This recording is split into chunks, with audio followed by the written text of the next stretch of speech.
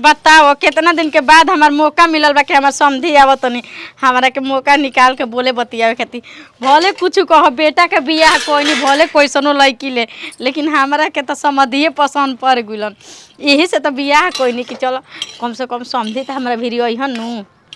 अब की तो सूजी को हलुआ खिया के उनकरा के प्यार के जाल में समधी भाई के फंसाइए लेवे के बाटे। जो नतीजे ससुर में बड़ी दुख होला ससुरा हम ना जईती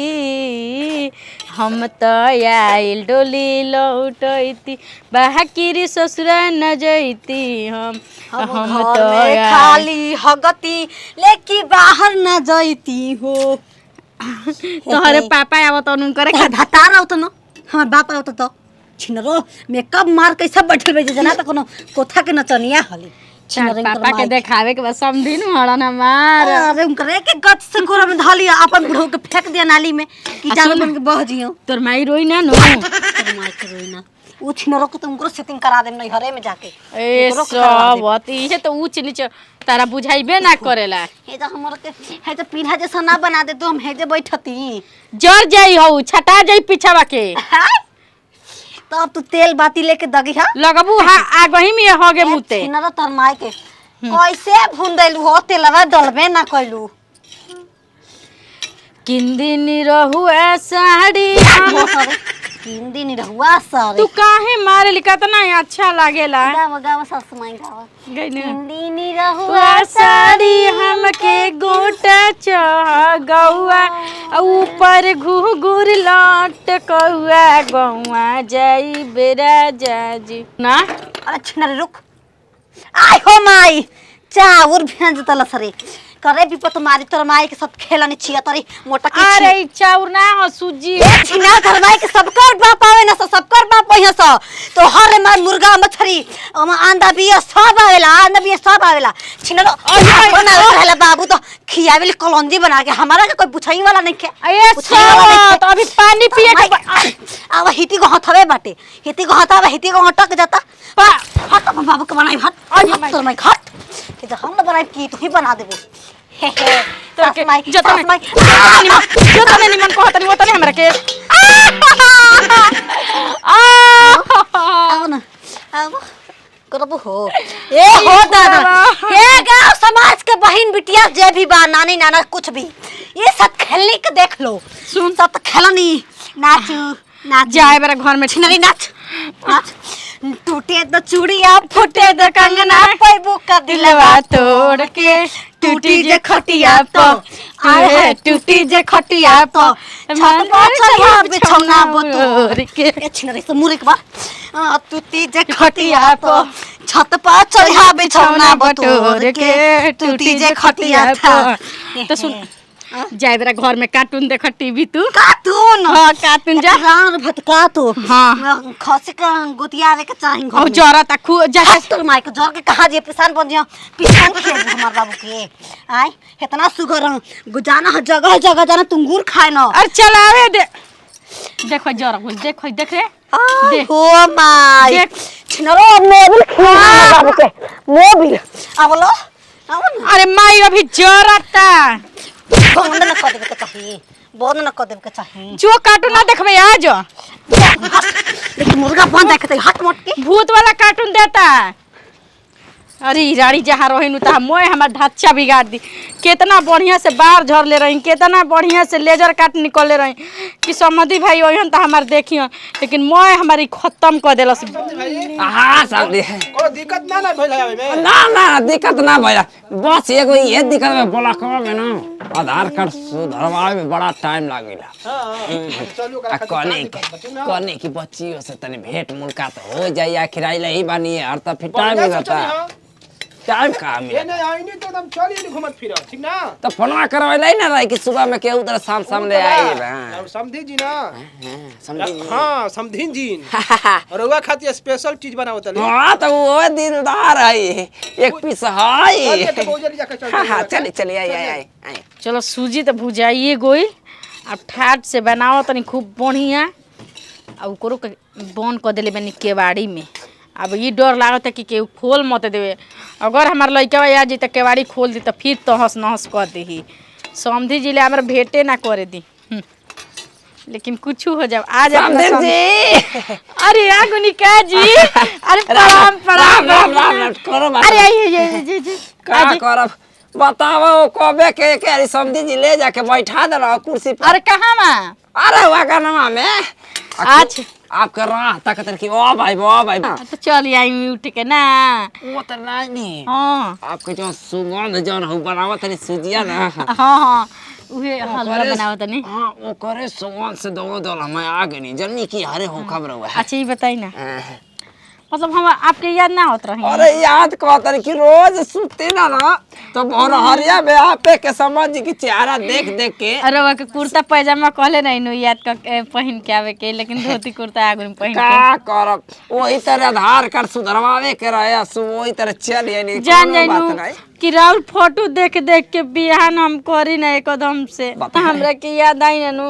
अरे का करब राती के न सुती ना आ भोरहरिया में तना और चल के गोड़ रख रही आपके दाई ए सुनवा पहिले के प्यार याद आइल अखिया लोराइल रो ए सुनवा पहिले के याद हमारे यार कुछ अखिया लोर आपके लोरी गीत सुन के छिनरो हमरा कोई हयो नहीं खे मौका पाके चौका मार दो चौका से छक्का मार दो अब कुछ देर में इनके छक्का बना दो जब माय के भूसरो पापा जी ले कुछ कही हम अपन सोचले ना रहनी कि हमार माई के एक दिन रार हो जाई रार मंग धोआ जाइयो कर कैसे धोई बू तो ऊपर गोल धोआ गई हो कौन है जन बगलिया में हिया वो तो माई न बिया ओकर के रख सही न सब के माई बना दा एगो हिकोरो के माई बना दा दे दा छक्का बनाई तोरा अरे तो हम तो मजाकिया भइनी आई हम काहे न सुहाग रत न मनैल हऊ मनला ई में पा तब देखो कैसे अरे पापा खइयन आव आव ते कर तर क्यों तोहरो के पा आव ले ली ताके भगवान काहे राण हो गले लेकिन सुहाग रत मनावे के कैसन समधी भाई रो बेटी जन्मैले बानी अच्छी न तू ही इनके जन्मैले बा हमरा काहे न जन्मैले एकर माई ना हाँ। ये राती के उला बुला कइले रे आ बुला कर हे हाय क्या रे है जे खा ये हमार लड़की नहीं के कर लै की है जाते के कले की या हां एक अपना नाना गांव के या सही बात है मामा के ही है ना माई की मामा हरे तू हमारा तो अगर हमार लड़की रहती ताकि बात समझती ना रे तो और पापा के का नाम हो तार पापा के का नाम हो हरियर गोभी हरियर हरियर गोभी ई तो तार मामा के नाम हो अच्छा वो तो हर माई के ठीक है तनी सब जी अभी तो हमरा मामा कहते हते हते आ ये माई आज तो हरो मिसा दे लड़की जैसे छक्का जैसे उड़ता ना वो तो कट जाई अरे बाप कैसे कोई याद कर ला रे तर क्यों समझ में आता आय हो माई गइल भगवान जी ये समझे भाई राण रोवा से प्यार हमर ना रहते करा के घर से निकाल देती हो जान जाई का भइल नाना मर गेल सब आई बम ससुर तार गोर लागल ससुर गोड़ लागे माई कने खिला के हट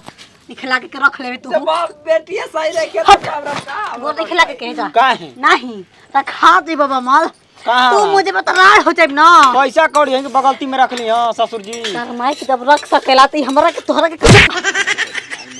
खाली उल्टा सीधा हम जात है ना कहाँ जातनी खा के जाई चुमा लेके जा तोरा बना के जा घड़ी में केक कटा जाई का भइल बा समझी ना बामल होत से होत सता के चुमा लेते कस के करन मजाकिया होने त का भइल बा बवाल कर त मजाकिया तू हूं तब त ले लगबो सालिन के संगे अब तो रहुआवे लगो बहनिया बाबू कटिया वाली माइक बहुत बीच में मत ला का है बताइए जल्दी क्या तो बहिने था ना तोरा बहिने था हमारा माइक ले रे बबुआ तने वो हलवा बना दो तने चुमा दे लगी नहीं मिसाइल पागल हिया का रे हिलोर मारे जो बनना है बालम हिलोर मारे माने संगे संगे तू पागल हो जा तो गली गली पीछे वाला हिले हलवा बनवा के लेके आओ। चले तो गली गली पीछे वाला हिले जो बनना ए होता बालम ना मुर्गा हिलोर मछरी मारे। खाता ना होता ना मुर्गा मछरी तनी बना ले तू हिलै तू गांव जा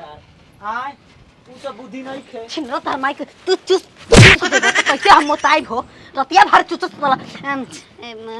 बर्फ मलाई हऊ विटामिन सब खत्म हो गइल बा हमर कैसे चुसला से खत्म हो जाला अच्छा हे ऐसे बैठ तार माई ने एक नंबर के राण बिया बोलो कैसे आ तोर माई सोहागन सुहागिन भी अपन माई के कहे में तो लाज लागता ए भोसरो जे सुन के जा पहिले का चिनिया ली आई तबे ना बनी सुजिया आ चिनियो त लाला बिना चिनिया के बनाओ तो सब भुजा तुजा खाइए नहीं खे आप हमरा के लागल सही बनेला ई अच्छा ये बता का हो राउंड भात काटो चाउर भूज के लागत कचौनी बना के खिए बाबू के हमरा कचौनी है चाउर हो सूजी है ए भोसरो तू त पर आइए तो रहबो हमरा के रहबो तू बस रतिया में आइबा गोर पसार के आहो बाबू आ तो बुचुया ना दो छिनरो तर मार मार के मुंह फरा जाए चीनी लिया तनी भूज के रखले रहो रे अरे भोसरी वाला देखिए आओ समय करिया हो जाए एकदम बारू जैसा तो तोर बाप आवे खाई बुढ़ावा छिनरो उनकरा खातिर लेग पीस मंगवाइले बानी अच्छा हाँ। आज मंगर हो ना बनी आ आज मंगर हो तो कौची लिया गेल बारे तो हमार कौन की खाए के बाबू ने खइयो बुढ़ापा में छठिया गेल बना पगला दी हूं हे